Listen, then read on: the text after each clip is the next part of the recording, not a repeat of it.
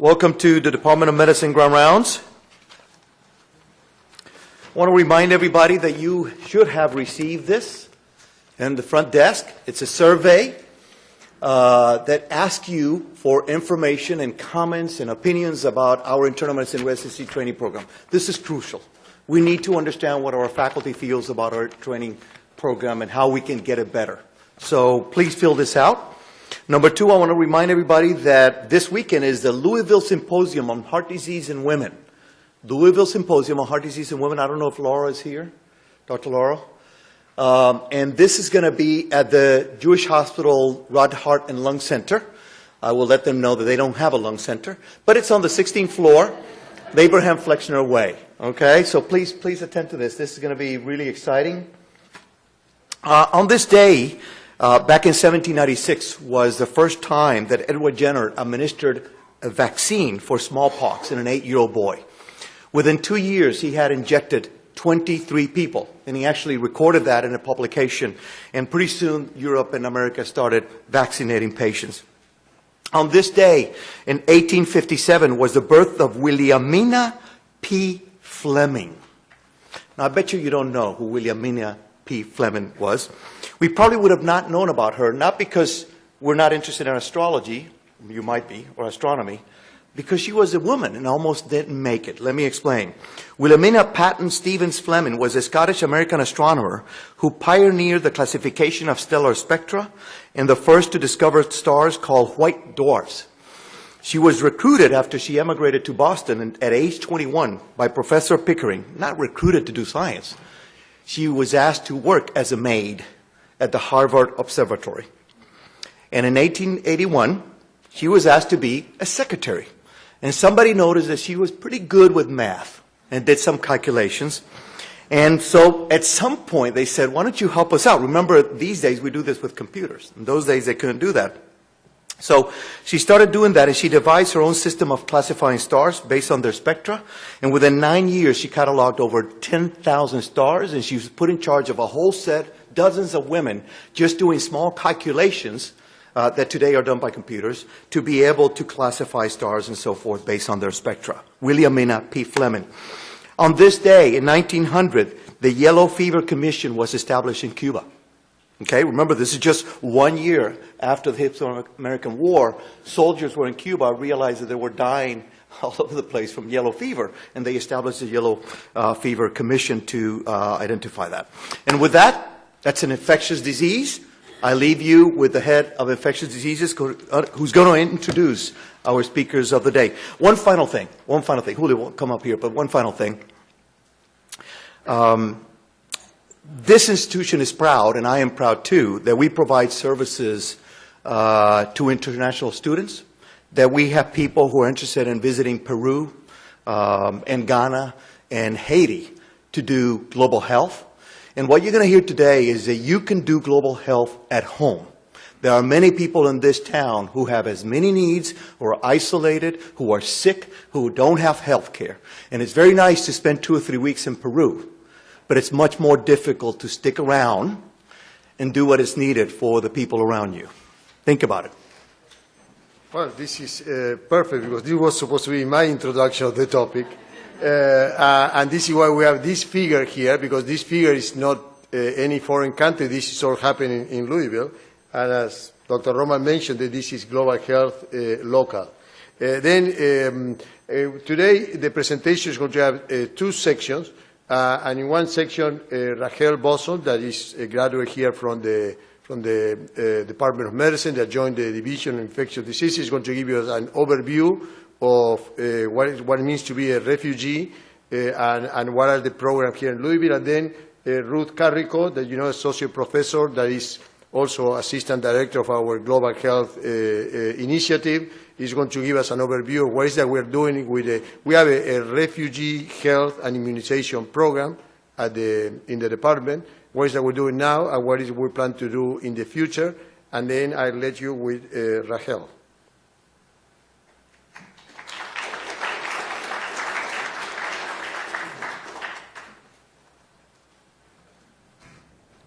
So thank you for giving us this opportunity to talk to you about some of the exciting things happening at the University of Louisville in terms of refugee, in terms of being a center of excellence in refugee health. So our objectives are, like Dr. Ramirez said, I'll give you a quick background, an overview of who the refugees are, where do they come from, and what is their process of getting to the United States. And then I'll talk most specifically about refugees coming to Kentucky and their state of health. And then Ruth will tell you about some of the current activities we're doing as part of the Global Health Initiative. And then she will finally talk to you about the vision of moving towards the Global Health Center. So none of us have any disclosures to report. So, sorry about that, I don't know how that happened. But so let me first begin my case by introducing you to Maria. Maria is a refugee that I recently saw a few months ago in my clinic. She's a 50-year-old Cuban refugee that recently immigrated here. She's an insulin-dependent diabetic. She has hypertension, hyperlipidemia. She has a palpable breast mass, history of breast cancer. She's got chronic back pain. She's on multiple medications, but she hasn't brought any of her medications from overseas. And she doesn't really know all of the medications that she's taking. The ones that she does know are not FDA approved, but she also is taking some herbal remedies. Maria also cannot sleep at night. She's anxious. She's depressed. She's overwhelmed and tearful. She's on some antidepressants she doesn't know of. And she's separated from all of her family in her home country. Maria doesn't have a job. She doesn't understand the U.S. healthcare system. Her insurance is pending. She does not speak English. She has a special needs child, no child care.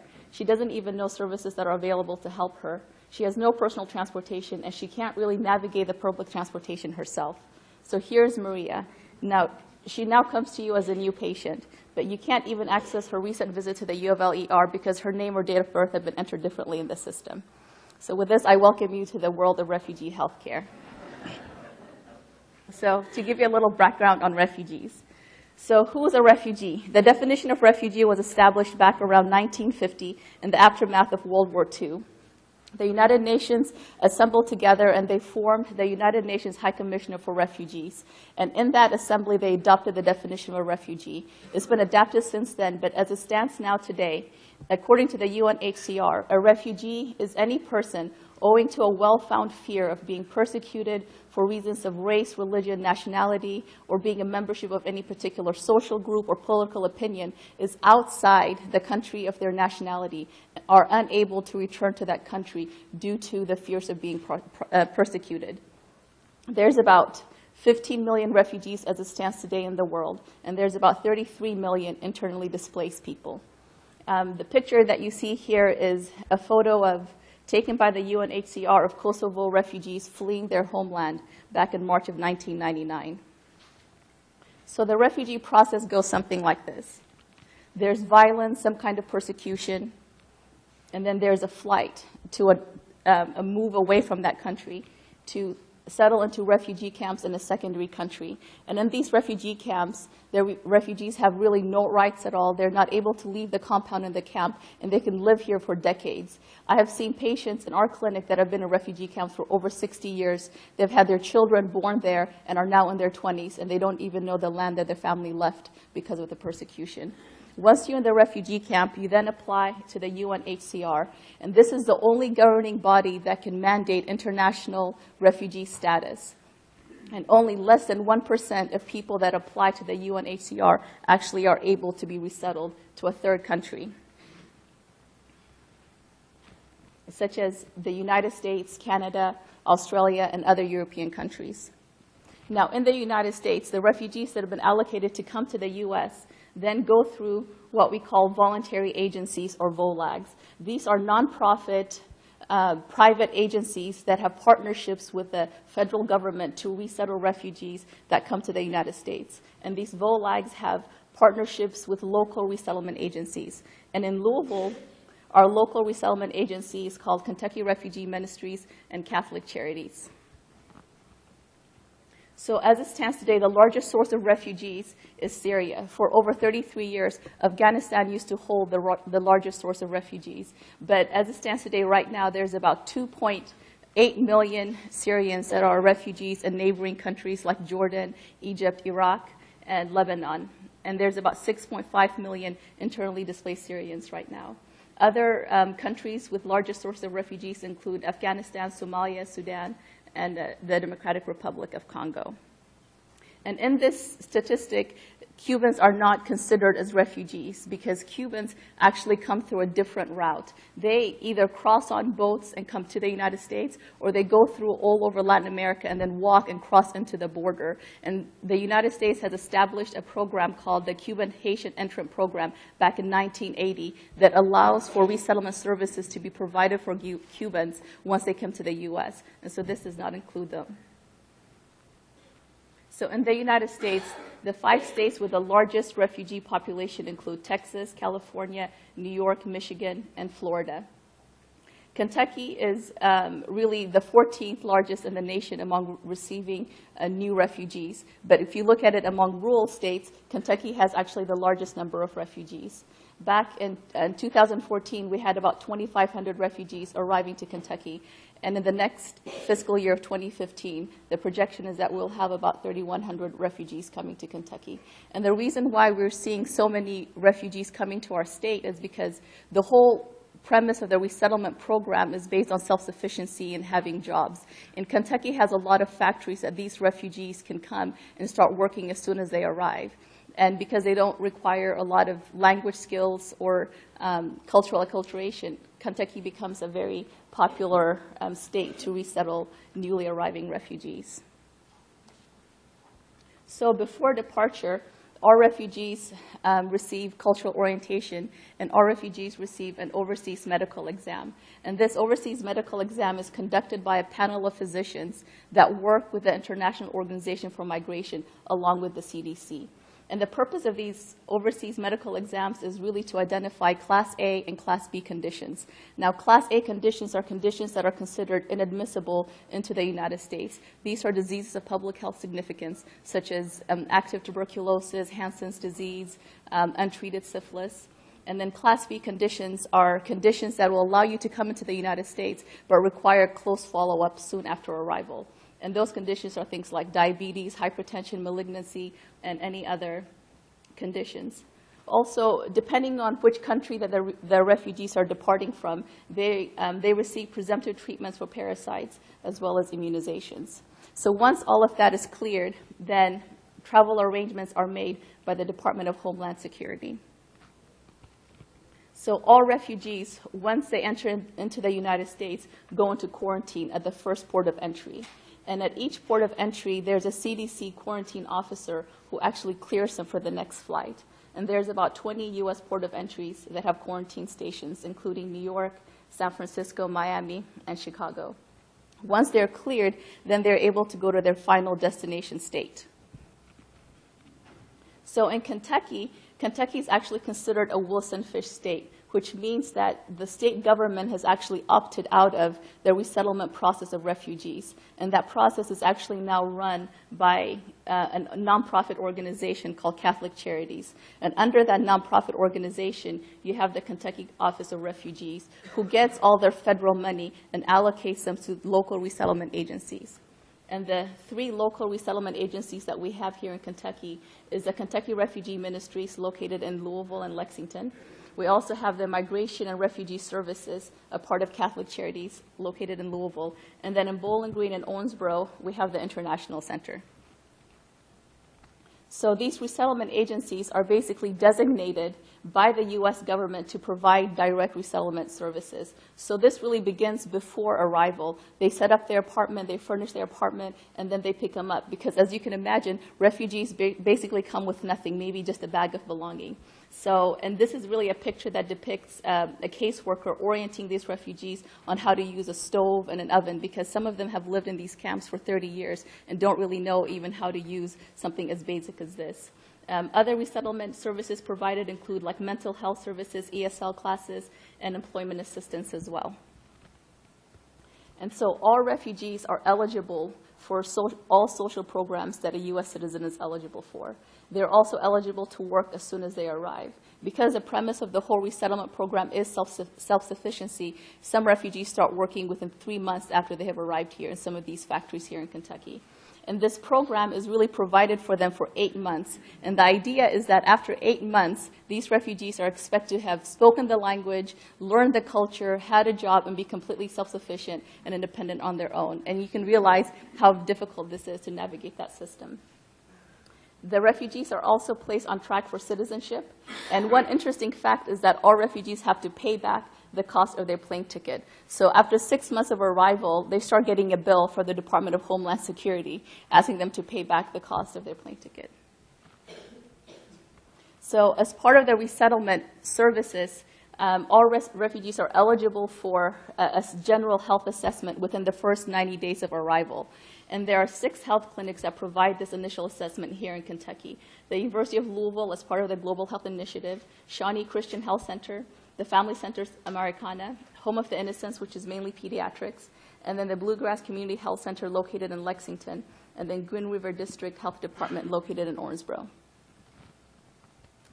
So this health assessment is really a comprehensive health exam that is based on guidelines provided by the CDC. And these exams include like review of overseas medical records, testing for communicable diseases and parasites, evaluation of immunization records, and referral to the UofL health vaccine clinic, as well as screening for mental health issues and referrals to any subspecialties as needed. And so this initial assessment really serves as a bridge for the refugees until they're able to plug into primary care.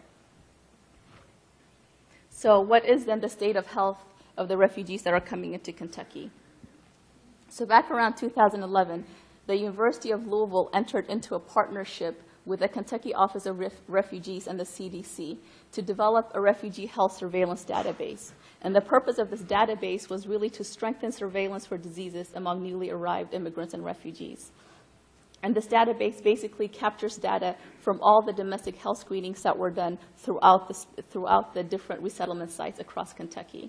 And what resulted from this database is a semi-annual comprehensive report entitled The State of Refugee Health in Kentucky. So I'm going to give you a little excerpt from that report. So in 2014, there was a total of about 2,100 adult and pediatric refugees that were screened in Kentucky.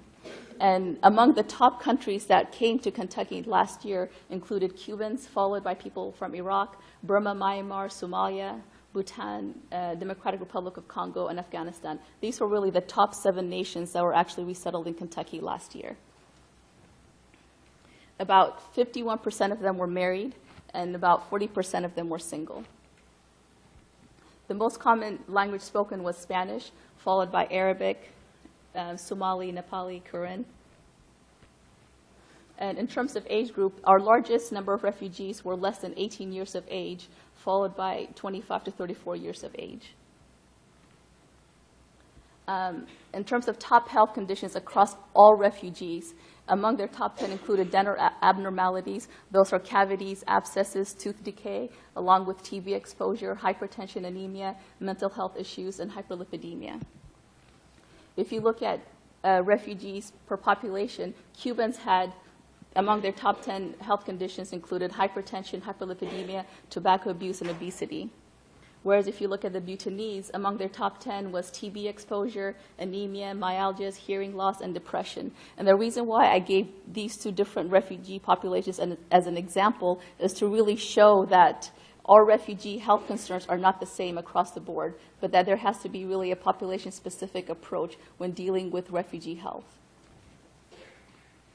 In terms of cardiovascular risk factors, about 53% of the refugees that came in last year were considered to be obese or overweight. And about 46% had low HDL levels, and about 13% had high cholesterol. So we used a quantiferin gold to screen for tuberculosis, and 15% of our refugees that came in last year screened positive. And if they screen positive, then we refer them to the health department to get a chest x-ray and treatment for latent tuberculosis. In terms of parasites, there's about 20% screened positive for parasites, and some of the most common parasites that we found were Blastocystis hominis, Giardia, and Endolimax nanan. About 50% of our refugees were unvaccinated to hepatitis B and really susceptible to the disease. 34% were immune due to vaccinations, and 12% were immune due to natural infection. And then 2% had hepatitis C. In terms of HIV, 1% of refugees were newly diagnosed with HIV at arrival, and about 2% were found to have syphilis. In terms of mental health, we use what's called the Refugee Health Screener 15. It's a mental health screening tool that was developed for the refugee population, and is supposed to screen for depression, anxiety, and post-traumatic stress syndrome. And from this, we find that Afghanistan screened the most, as having screened positive at 44%, followed by the people from Iraq at 39%, and Democratic Republic of Congo. We also use the experience of torture and the witness of torture as possible risk factors to developing mental health issues in the future. And you can see that the Iraqis experience the most torture, followed by the Congolese and the Afghanis. But then in terms of witnessing torture, the Congolese witnessed the most torture, followed by the Iraqi, and then Somalis. So you can see that refugee health is complex. And really, health is really more than just the absence of disease, but it's really the elegant cohesion of the physical, the spiritual, the social, and the psychological aspects of a person working together to optimal wellness. And so for this reason, we have to have a unique approach in addressing all the varied components of a person's health. And this unique approach, we're calling it the transformational model of refugee health. And at the center of this model is the patient. And the idea is that in order to have a sustainable solution to address all the components of a person's health, and transform them from a state of dependence to independence, we have to have a multilateral and interdisciplinary approach. And we have to be able to form partnerships with communities that are stakeholders for the refugees, as well as partnerships across the disciplines and professions in the university, across both campuses, including the Belknap campus and the Health Sciences Center. And the component of this, there's 4 components to this model. The first is community health. And the idea is that people don't exist in a vacuum. And especially refugees are very, very communal. And the community can also serve as an eye for us to identify gaps in health care that there are in their community. So this will look at partnerships with people and churches, as well as partnerships with nonprofit organizations, and partnerships with like the School of Public Health, as well as the School of Nursing. The second component is education. Unless you learn, you cannot grow and develop to become good stewards of your health. And so this is where you have partnerships with the School of Education and partnerships with the School of Arts and Sciences. The third idea is social services. This is really identifying resources in the community and government programs that can help refugees as a stepping stone towards success. And this is where we can partner with the Kent School of Social Work, as well as partnershiping with the School of Law. And then the fourth component is economic empowerment. Unless you break the chain of poverty, then these refugees are only leaving one kind of prison to enter into a new kind of prison. And the idea is to help these refugees move from a platform of, move from really a mode of survival to a platform where they can thrive and succeed. And unless we do that, it will be very difficult for us to help them address their healthcare issues. So this will be where you can see partnerships with the School of Business and Economics. And as Ruth comes to talk, she will show you how, and the things that we're doing currently and the things that we plan to do in the future, all our activities fall under one or more components of this model.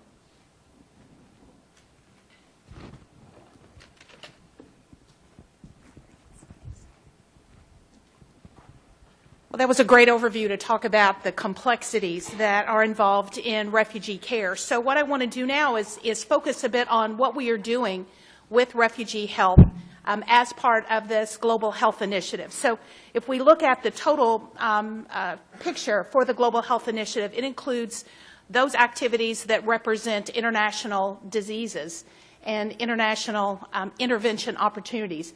So the HIV program, we know, has long been here, and it's really been the platform, the foundation of our international focus, along with tuberculosis and the other infectious diseases that represent challenges internationally. We have the Refugee Health and Immunization Program that we're talking about today. In addition, the Vaccine and International Health and Travel Program, and then the Global Health Research Platform that really is integrated throughout every activity that we do. So we'll continue and just focus on just the refugee health component, but I think as we go through, you'll be able to clearly see how interrelated these activities are, both in terms of the activities that we have, but even more importantly, the opportunities that really cross all of our specialties in the Health Sciences Center and then into not only the Belknap campus, but also our Center for Predictive Medicine. So I'm going to focus on 6 main areas of activity that we have right now within the Refugee Health and Immunization Program. These involve surveillance and epidemiology, so we understand the population. Secondly, it's looking at, and then as Rahel talked about, this transformational model, this approach on how do we actually get to the community and give some additional depth to programs that place the refugee at the center of the activity, so that instead of providing health care to them, it is the performance of services with them. And then what does this mean then for healthcare professionals as we try to better educate ourselves? What do we need to do? What do we need to know? What needs to be embedded in our curriculum as well as in our training and education programs so that we can do this more effectively and increase in our capacity? And of course, everything we do has to be based on the evidence. So how does our interaction then better inform the evidence so it then can better inform our training programs and our refugee activities? We also know the importance of having a refugee health record so that we can actually pull up the information that we are making available and then make that relevant and accessible.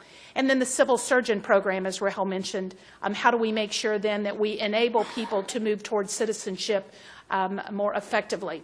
So I want to go through each one of these and kind of give you the current state, and then we'll talk about the future. So our current state for the epidemiology in surveillance, that at present we're providing the domestic health screens for about 30% of newly arriving adults in Louisville. Now, not too many months ago, this was 0%.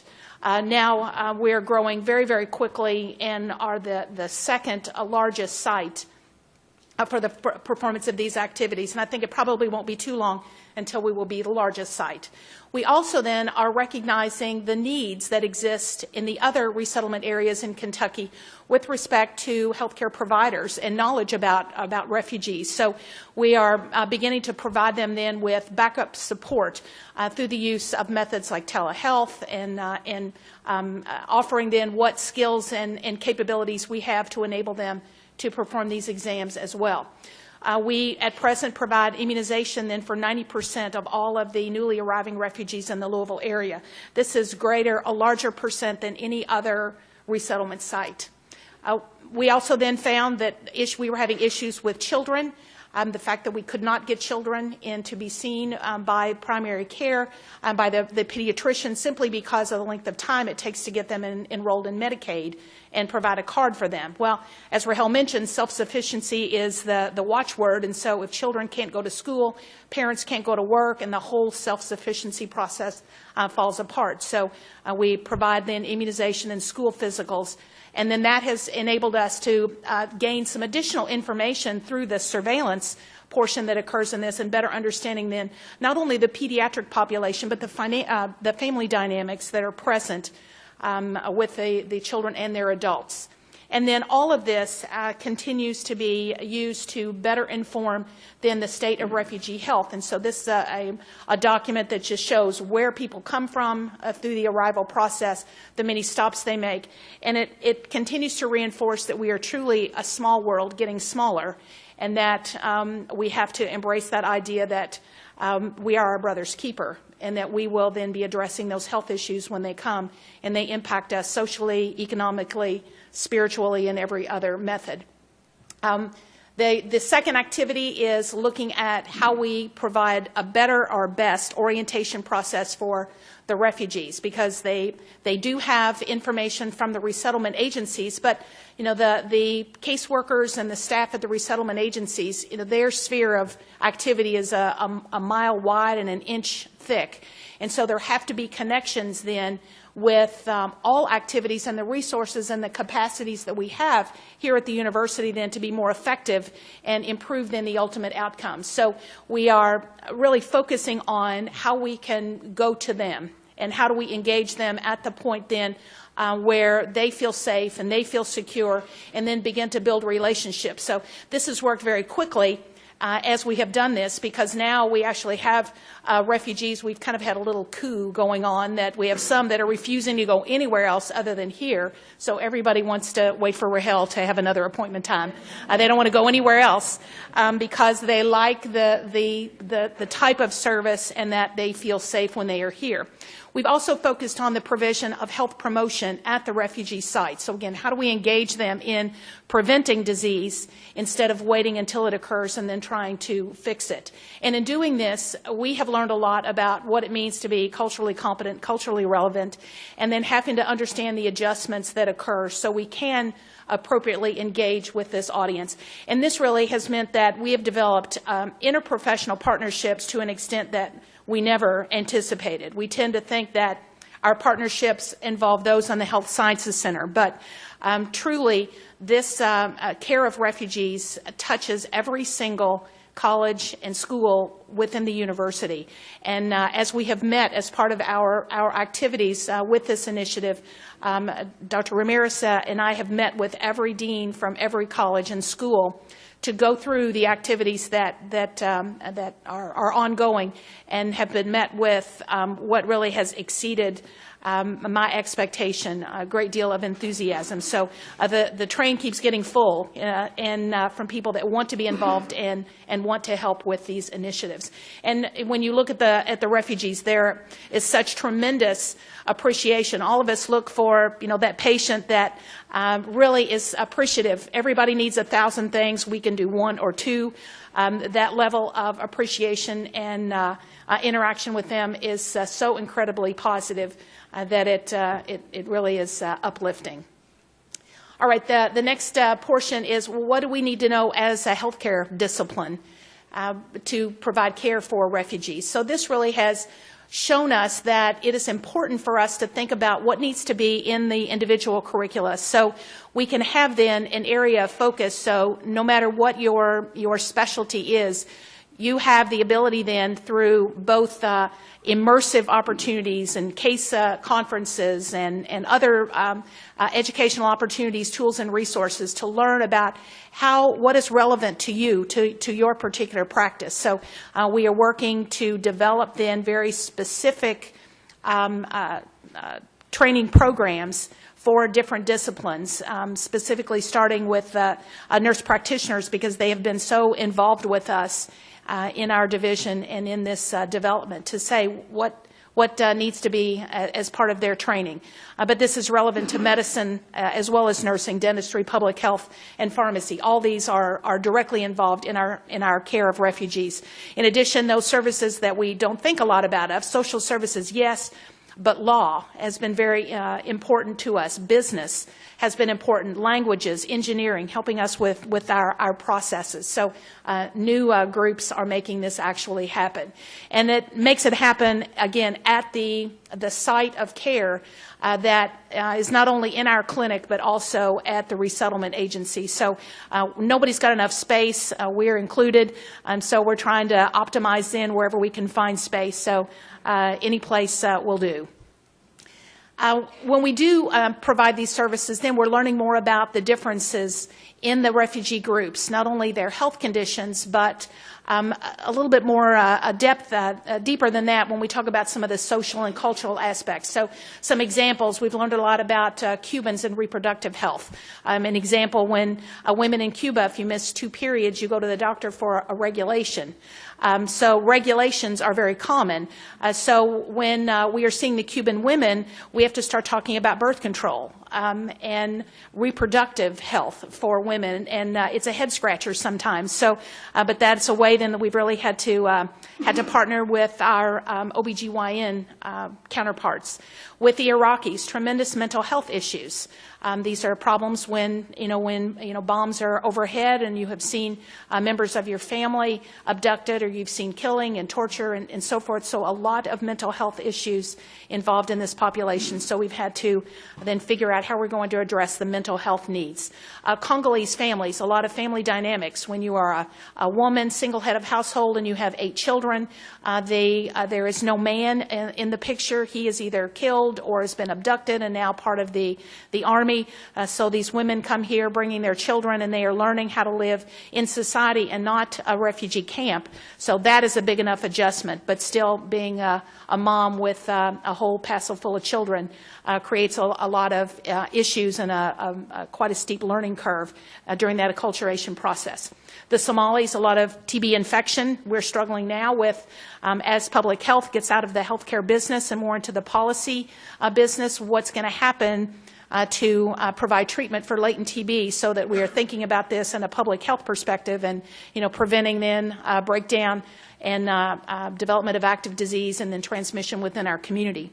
And then our Bhutanese that have pretty intense metabolic and nutrition issues that need to be addressed then, and fortunately then we have our endocrinology counterparts that can help us address these. Now this is just a handful of the problems, but the point here is that every single specialty has involvement and has a role and has not only care opportunities, but from an academic perspective, there remain tremendous research opportunities to help us figure out how we can do a better job. And part of this then is making sure that we have good data, not only good data from the aggregate perspective, but as we see refugees, we have a very limited opportunity to share information. Everything that we do now with our refugees goes into REDCap, our research database. We keep everything there for the 8 or 10 or 12,000 refugees now that we have, so we have an ability to provide great aggregate data.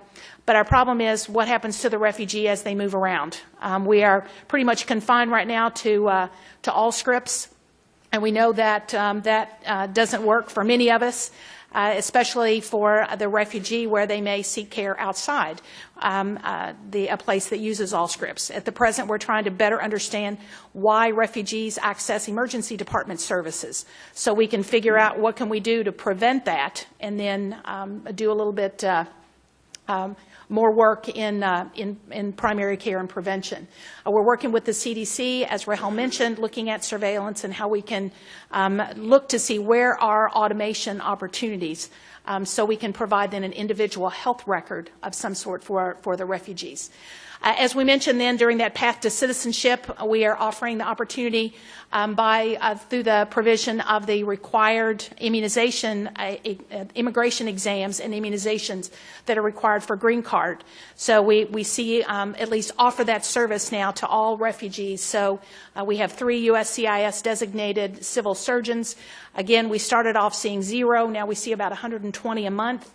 This has expanded not only to refugees but into the entire immigrant community. And this has enabled us to really begin the contact with those overseas panel physicians, so we can understand the issues that refugees encounter as they're being assessed before they even make it to the U.S. So then we can see that what are the needs of these panel physicians, how then can we make our specialists available, and then begin to kind of reimagine our activities. So currently, just as of today, we've provided about 22,000 doses of vaccine for the refugees. More than 800 children have been seen to provide their immunizations and school immunization certificates. More than 500 have been provided with school physicals so they can stay in school. And that just in a very short period of time, about a year, we're now have seen about 1,000 of the newly arriving refugees for a domestic health screen. This has enabled us to, again, pull some of our partnerships from Belknap campus to help us look at efficiencies. How do we do this and make sure that we have the time and the resources to support these activities? So our collaboration is vital as we continue this growth, because the growth really has been pretty meteoric. All right, so taking all this into account, we've gained a lot of experience about not only where we are and how we can improve where we are, but it has helped us really create a vision for the future as we think beyond a global health initiative and look more at a global health center. Serendipitously, the CDC just set out an application for a center of excellence in refugee health. So they will fund 5 centers across the U.S. So we are, of course, submitting what I think will be an extremely competitive submission. So we will hope that one of these one of those 5. One thing that we have learned is that all of these activities, and if you look at this flower that shows all of the activities that are involved in the research, service, education, and outreach in dealing with global health, we've got to have a good pot with a lot of fertilizer. And the fertilizer really are those services that extend beyond our current capabilities. So we have got to then rethink, and we are actively rethinking, who our partners are. And traditionally we have thought very small and only within our neighborhood. And so now we're thinking much more broadly and recognizing that, that the university as a whole has a tremendous number of resources available for us. We just have to go after those. So I want to take these same 6 areas because, again, as luck would have it, the CDC mentioned 6 areas that are almost identical to the 6 areas that we have identified as important for our growth: surveillance and epidemiology, refugee orientation, healthcare education, guideline development, refugee electronic health record, and then clinical consultation. So what we hope to do, and what I would say hope to do, but what we will do in the future is that we will be working then to expand our current refugee surveillance network. So that it is not only addressing the issues with refugees resettling in Kentucky, but also our partnering in our border states. So we're looking then much more regionally instead of just statewide. And as we do this, then we're using the expertise that we're developing in our division to add the visualization components of data. So everything then is real time. So we have much more of a what is happening now instead of what happened last year or even last month. So much more of a real time reporting process using this surveillance data. So as Dr. Kelly and Dr. Wimkin have helped us then develop this larger surveillance system that takes in the overseas medical information, the initial health screen, and then vaccine, and then help us then enable others across the region to do the same thing into this existing research database. I'll tell you a little bit about the electronic health record in a moment. For guideline development, of course, we have to look at what is the surveillance showing us. So helping us then develop population specific. So what do we need to do specifically about Cuban women and reproductive health?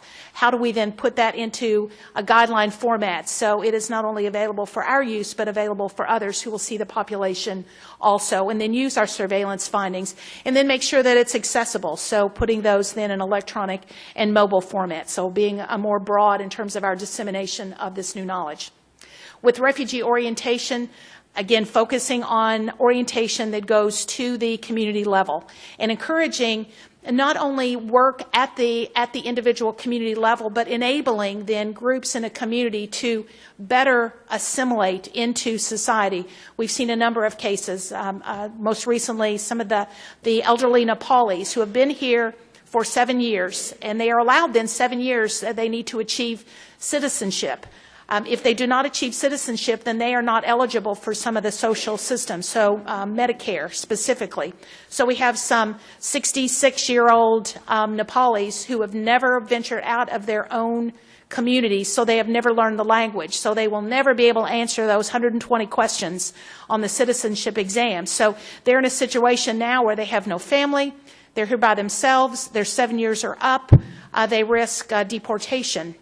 So how do we prevent this from happening, and recognizing that all of these social determinants of health are important and can't be just singularly pulled away and ignored?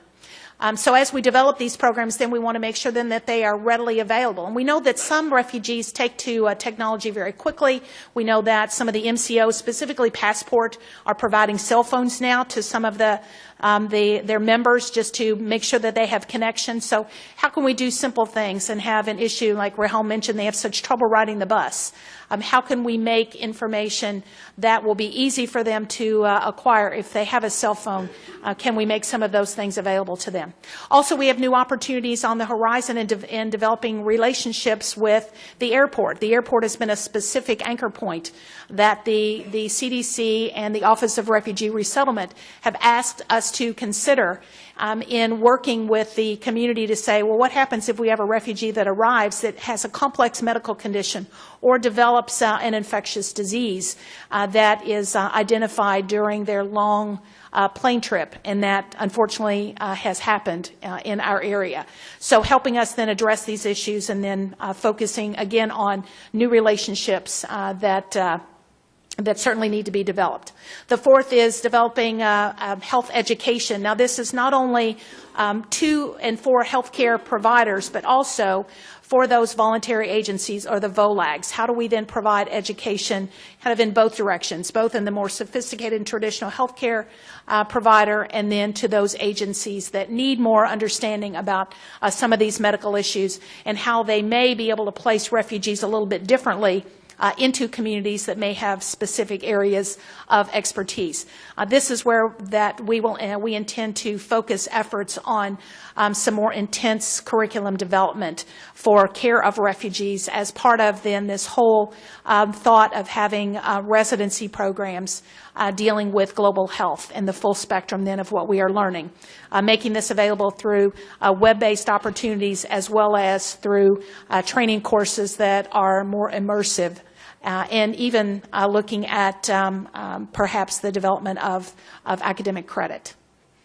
The fifth is the refugee electronic health record, and then how do we make sure that information that we have available is mobile, accessible, while still being able to be added to and analyzed. So when I showed then the surveillance system that we have, also we are developing the process of pulling components into a smaller subset of information that would be the refugee electronic health record that would be available for to both the refugees and any healthcare provider. And that if we have additional information about them, maybe they're someone developed, we're monitoring their A1C, and we want to add that to this health record, then we would be able to do that. So taking data from a post-migration surveillance process and then being able to populate the electronic health record kind of from both ends of this perspective.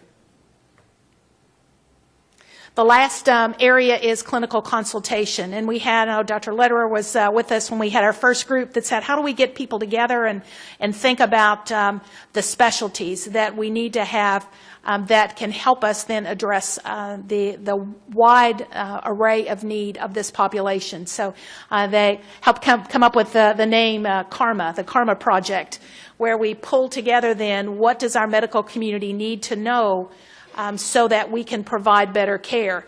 And this is kind of the basis for our thought that we then can work better with our overseas panel physicians and then pull together specialists. So if we have someone that has a unique or a specialty need, then how can we identify someone here that can connect with them, provide consultative approaches, and then help them with medical decision making.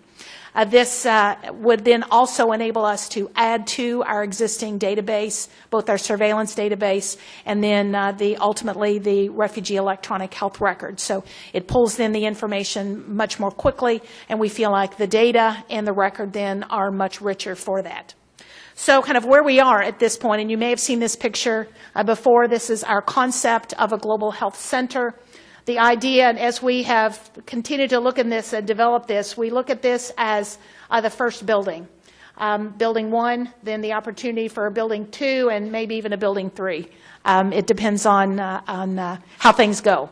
But building 1 is where we are focusing our initial efforts, and that would be an opportunity to pull all of the clinical services as well as the research services together. Because we know then that there are, as Dr. Ramirez always reminds me, everything we know is this much, everything we need to know is this much. And so how do we then address all the areas of refugee health that we do not know?